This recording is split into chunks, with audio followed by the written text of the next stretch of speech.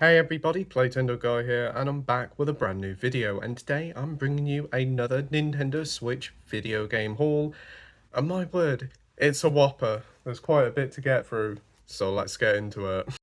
So greetings and salutations everybody, hope you're all doing well and keeping safe, and thank you for joining me for another video.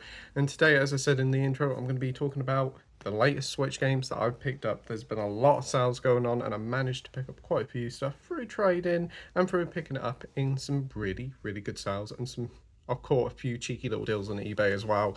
So yeah, I've been building up my Switch collection, really getting back into gaming, and just enjoying the thrill of collecting games whilst there's still physical games about. We're definitely moving to an era now where it's an all digital future, and I want to try and get and preserve as many games as I can. I don't know, there's just something nice about having a physical copy of the game, picking it up, looking at the artwork, and just saying, yeah, that's nice. It's like having a book on a shelf, a bit of artwork. It's something truly special that I've always loved ever since I was a kid. But yeah, there's more than enough getting soppy over physical games. Let's get into it and talk about the actual games. So first up, I do have the House of the Dead remake for the Nintendo Switch. I don't know whether I've actually showed this one in the previous video that I did a month ago, but picked up the House of the Dead remake for the Switch, and yeah, it's a really fun little game. Motion controls are a little bit whack, but I do have like a air gun that you can put the Joy-Cons on, and it works really well. The game is super short; it's only half an hour long, but there's some achievements there. There's some extra game modes, and it's a fun little package. Thankfully, it wasn't too expensive. It was about 12 quid. But be sure to keep on the lookout because there is actually a code in the box version which you don't get cartridge with. But here, you do get that all and lovely important cartridge. So that is the House of the Dead remake. Next up is a game that everybody loves. I never played, but I've played a bit of it now because I've got it now on physical, and that is Stardew Valley. Always been a big fan of Animal Crossing, and always saw this and just thought, I'm probably not going to be into it. But I've been playing it now for about 15 hours and really enjoying it. The story is nice. It's quite sweet, and it's a nice sort of anti-corporate message to it. There's a nice little village, and this big corporation moves into town trying to take away all like the little businesses away. And there's a really fun little adventure where you go down the mines, trying to explore the mines. It feels very Legend of Zelda like. The farm part of it is really fun, and all the residents there are really nice and sweet. This physical edition also comes with a nice little booklet as well. So yeah, this is a game that people have put hundreds of hours into it, and I can definitely see why. It's a wonderful looking game, wonderful playing game, and I cannot wait to play some more of it. So that's Stardew Valley. Next up, I picked up the sequel on Switch, and I thought, as I've never played the... No, I picked up the sequel on PS5, and I've never played the original, and I was thinking about getting it on PS4, but I thought, you know what? Let's pick up the Impossible port that come to Switch, yes. Kingdom Come Deliverance Royal Edition, yes.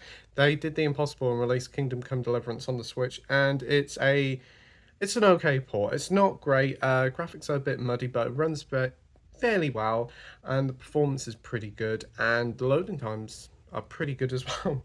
It definitely doesn't look as good as the PlayStation 4 version. It does feel like somebody smeared the screen with Vaseline, but it is a pretty good damn version, and the whole game is on the cartridge with its DLC, which is really hard to snuff at because a lot of games these days come with half the game on the cartridge. So yeah, very impressive port. Whilst not the best looking game or compared to other Impossible ports, it's still a very solid little port at that. Next up, I picked up a game that I got with some Christmas vouchers from Argos. Played a couple of games in the series, but never heard of this one, so I picked up Tales of Graces Remastered for the Switch. Do like the Tales series. I haven't actually played one of the beloved one, Tales of the Abyss, but I did like a few of the other ones that I did play. There was one on the Switch that I played a couple of years ago that I really enjoyed, and the most recent one for PS5 was a lot of fun as well. This one looks like it's going to be more the same. Don't really know too much about the story, but I do like the art style. So yeah, this one was actually free because I used some Christmas vouchers with it. So that's Tales of Graces Remastered. Next up is a fighting game, another Impossible port. The Guilty Gear series has been on the Switch before, but the latest game, Strive, came out earlier this year, and my word, what amazing port it is. It looks fantastic, runs flawlessly.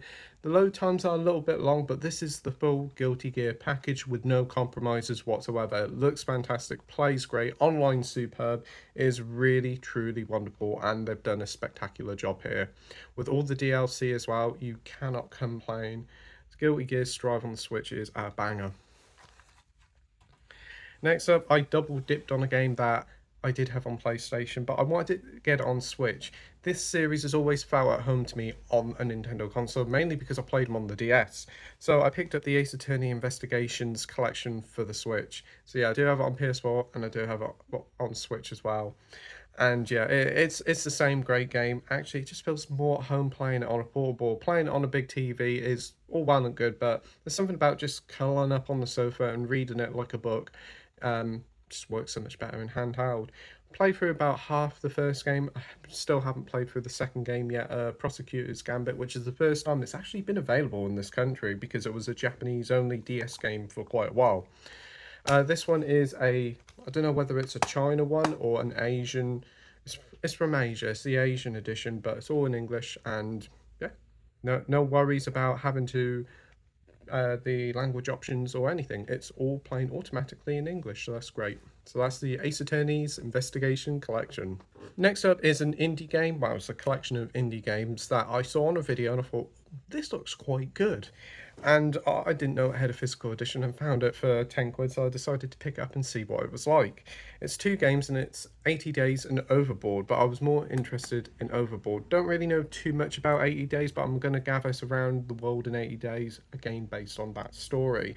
But Overboard is about this woman here who murders her husband, pushes him off a boat, and she has to wait until when the boat gets to its next destination to get off and run free, and you have to like blag your way through it, try and pin the crime on somebody else. It's a really fun little narrative adventure with so many different like loopholes and different ways to go about it. It kind of feels a bit like a roguelike in that aspect.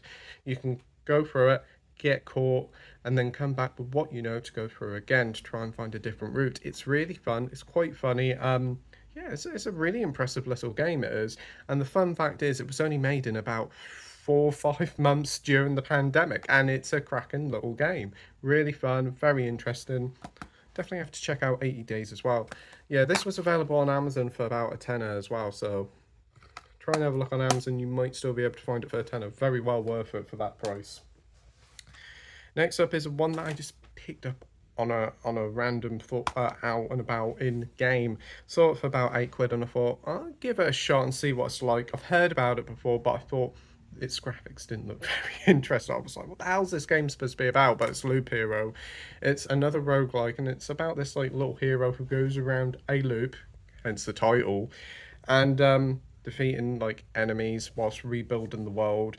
It's a hard game to describe, but when you play it, it's very relaxing, very cathartic, and really, really addictive. I put about 20 hours into it. I have to admit, when I first heard of this title, I thought it was like a Guitar Hero spin off, but it is a really good game, and it's up there with like Hades as one of my favourite roguelikes. It's a banger, and if you haven't checked it out, be sure to check it out. I kind of wish I picked up the collector's edition now because I really love that game a lot. So next up, we have a remake of a remake come to Switch. So yeah, this game originally came out in 2010 for the Wii, then it came out for 2013 for the 3DS, and now they've re-released it again. And Muggins here picked up again. But thankfully, I did have some Argos vouchers, so I didn't have to pay for this one, so that's very happy about getting this. It's a pretty decent port of a pretty good game. Tropical Freeze is still better, but I do enjoy this game a lot, and it does include all the upgrades from the 3DS version as well, like all the different levels. Definitely not one to play on the big screen. It looks very nice on handheld, and if you're a handheld player, this is a pretty down little platformer to play. Though I do say, Nintendo, give us a new Donkey Kong game. Don't keep re-releasing these games. Next up is another roguelike that I found pretty cheap in game, and it is called Into the Breaches. Into the Breach, I mean. This is a strategy game roguelike, and I've only played a level or two of it, but from what I've played so far, I'm liking what I'm seeing. You control these mechs and have to defeat these alien bugs, very similar to something in the lines of Fire Emblem, and it works really well. The story looks quite interesting as well, and I'm looking forward to playing some more about it. Don't think it's the longest game in the world, but for about 10 quid, I'm pretty happy to get it. And also, you do get cornucopia of goodies inside, like stickers, posters, and a booklet as well. Always like that when you get those with your physical editions. So that is Into the Breach. Next up is a game that I did a review for on the channel, and I was a bit mixed on it, and that is Civ 7. It plays a good game of Civ. There's some really cool new additions here, some other additions here that didn't really work so great. But the biggest issue here is the performance on the Switch is good but not great. The load times are stupidly long, and the performance really does chug later on when your civilization gets way bigger. Hopefully they will do a Switch 2 version. I'm pretty much guaranteed they're going to do one. Hopefully it'll be a free upgrade, but we'll have to wait and see what happens with the Switch 2. But overall, the Switch version of Civilization isn't bad, but it could have been better. But apparently there's going to be a lot of updates to this to improve it over the time, so hopefully it'll be a much more better game when you get around to playing it. But that is Civ 7, so pretty good game. Looking forward to seeing how it evolves over time, because pretty much most Civilization games start off a bit rusty and then get really good. Talking about a game that started off rusty but got really good, No Man's Sky, or as I like to call it, No Man's Lie. When it first came out, this game was promised to be this, that, and the other, and when it came out, it was just Minecraft in space. It's still Minecraft in space, but it's a heck of a lot better now.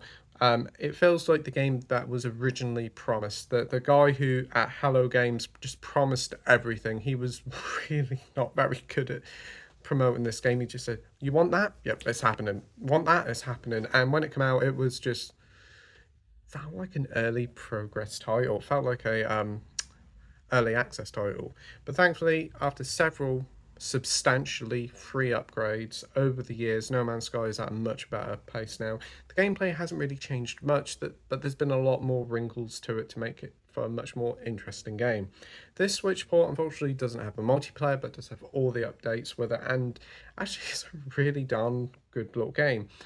I've had one technical issue with it where the pop-up was just horrendous, but I turned the game off, turned it back on again, and it worked fine.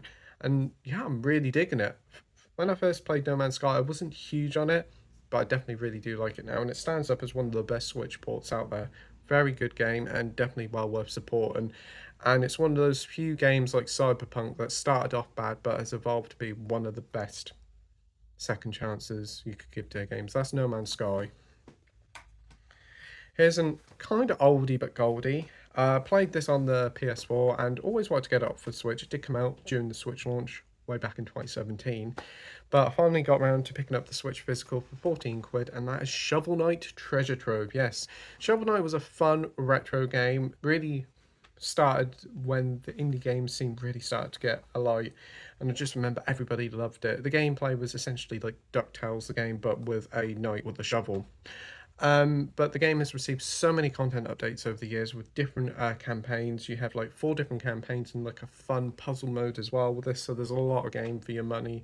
And I remember enjoying Shovel Knight, the base game, quite a bit, but I never played like the other story modes in this, so I've been playing a bit of them, and it is really fun. It's a delight of a game, and you can see why this game has like always still talked about, because it is a wonderful little creative game and proves that you don't need $100 million budgets to have a darn good time. So that's Shovel Knight Treasure Trove. Next up is a game that I have seen for quite a while, and I've been already have it on PS4, but I want to get it on Switch because I do have the other games that they released on Switch, and they all run really well. But unfortunately, a lot of the time now they're all covered in the box. But I managed to find one on eBay for 8 quid, brand new. So I decided to put a cheeky offer for it, and I got it. So that is the Assassin's Creed The Ezio Collection, which includes Assassin's Creed 2, Brotherhood, and Revelations. Probably the pinnacle of the Assassin's Creed series that everybody loved. Everybody talked about Assassin's Creed 2 back in the day, and it still holds up relatively well.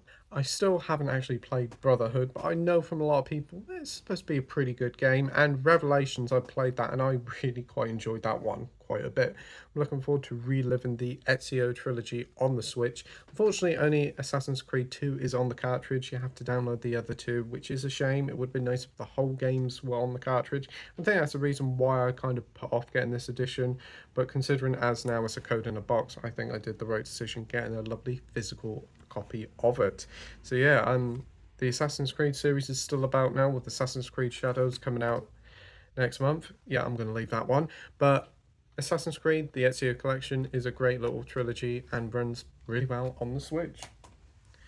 Next up is an indie game that I picked up from the game collection for about £7. And this was one of the first PS5 games that I saw. And it looked really cool, but they released it on Switch for some reason. So I thought, alright, and I'll pick it up on Switch because I couldn't find a physical PS5 copy for a decent price. And I thought, oh, this is going to be a compromised port. But no, The Pathless is a great little port. It's a wonderful open world game. Kind of reminds me a bit of Zelda Breath of the Wild. It doesn't feel like there's any real danger to it. It's an exploration puzzle game, sort of like Rhyme, which I very much did enjoy when that came out, probably in 2016. Still got to go back and complete it, but I thought it was a really lovely little game with a lovely art style and really great traversal mechanics. So that is The Pathless.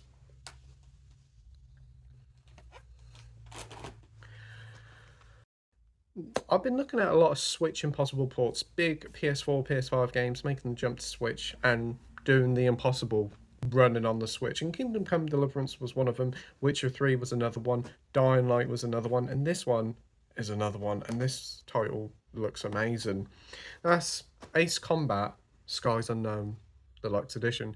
I have played this on PS4 and frankly I didn't like it one little bit. I thought it was really annoying and it just wasn't the game for me. But I decided to take a punt and play it on Switch, and you know what? I love it. It's a great game. It's a great game. And this seems to be a thing with the Switch. A lot of games that I played on PS4 that were good, but I didn't really appreciate them. I'd give them another try on the Switch, and I love them. And Ace Combat 7 is one of those titles. Really enjoyable. Yeah, the graphics have kind of been compromised quite a bit. There's a lot of popping, especially when you go further down and you see like all the civilization with buildings and trees popping up left, right, and center. But you're too busy in the heat of the action to take much notice of it. It runs flawlessly. Menus run at 60 FPS, and the CGI cutscenes look immaculate. It's the full fat game here with a load of DLC. Unfortunately, they've carved out the Top Gun DLC and you've got to pay for that one, which is a bit of a pain in the ass considering this game originally came out in 2019. But this game is really good. It's a lot of fun, and if you've got a passing interest into it, definitely give it a shot. It is a fantastic Switch port and a brilliant game in its own right. So that's Ace of Combat. I nearly said Ace Attorney, but Ace Combat 7, Skies Unknown. Next up is a shooter, Dark Souls like, I kind of think. Always wanted to play this. I didn't even know it came out on Switch, and I thought, well, it's a Switch port. It's £8. I'll give it a shot and see what it's like. I was expecting really bad things, but you know what? It runs really well, and that's Remnant from the Ashes. It is essentially Dark Souls with guns, and yeah, it's a pretty fun little game. It's a double A game through and through, and that's no bad thing. Gotta love a bit of double A games. They're more creative, more fun than most triple A games nowadays. Graphically, it looks pretty good. Character models look a bit iffy, but I imagine on the PlayStation they would still look iffy because it's that double A sort of jank. But the world and everything else looks fine. The only real issue on the technical side point here is that the load times are ridiculous. And also, the game doesn't really point you in the right direction where to go. But apart from that, I am enjoying it. I'm looking forward to playing some more of it. And there is a sequel as well, but I think that's on PlayStation 5. But it is available on PlayStation Plus, so I'll probably have to give it a go on there. So that is Remnant from the Ashes. And the final two pickups are games that I've been wanting to get for quite a while, and I managed to pick them up for both a really good price. First up is a game that originally came out on the DS. Never played it because I could never find it. And I think the DS version does go for a pretty penny these days. But I managed to find the Switch version, which actually had a physical edition, which I didn't know. I thought Limited Run put them out. Meaning Limited Run, you couldn't touch it. But no, there was an official retail version that came out. And it wasn't too bad. It was about 15 or 16 quid. And it's Might and Magic Clash of Heroes Definitive Edition, a puzzle RPG. I just remember back in the day when the DS was super popular, this was like one of the highest rated DS games about, And I always wanted to pick it up, but could never find it. I think if I remember correctly, back in the day, EA of all people published it. So yeah, really cannot wait to check it out. I've heard some amazing things about it. So that is Might and Magic Clash of Heroes Definitive Edition. Mouthful, isn't it? And the final game that I picked up, I've managed to find in game. Been wanting to get this for a while, but it's been keeping its price for quite a while as well. Then I went to my local game and they just had it for like 14 quid, 14.99. So I thought, yeah, definitely picking it up. And that is Sea of Stars, made by the development team behind The Messenger, which soon will be getting a physical release. And I've never played that, and I'm looking forward to that one. But this is an old school RPG, and people absolutely adore this game, winning several Game of the Year awards on the indie side of things, with a wonderful story, great turn-based combat, and a beautiful art style. I just really cannot wait to dive into Sea of Stars. The indie side just seems to be giving out hit after hit after hit with so many wonderful creative stuff coming out. Really just puts AAA, really just makes AAA looks pretty bad now. But yeah, cannot wait to check out Sea of Stars. I've heard some incredible things about it. So yeah, Sea of Stars. Be sure to check out your local game to see if you can find it for 15 quid or 14. So that's everything that I picked up over the past few weeks and months for the Nintendo Switch. Quite a few titles I got through and a lot of fantastic physical games to add to the collection.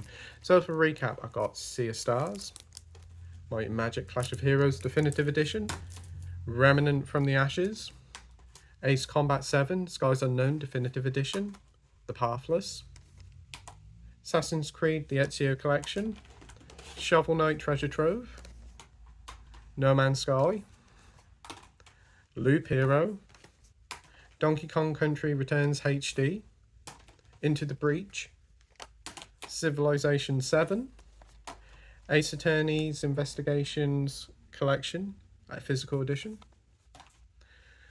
80 Days and Overboard, Guilty Gear Strive Definitive Nintendo Switch Edition, Tales of Grace Remastered, Kingdom Come Deliverance Royal Edition, Stardew Valley, and House of the Dead Remake.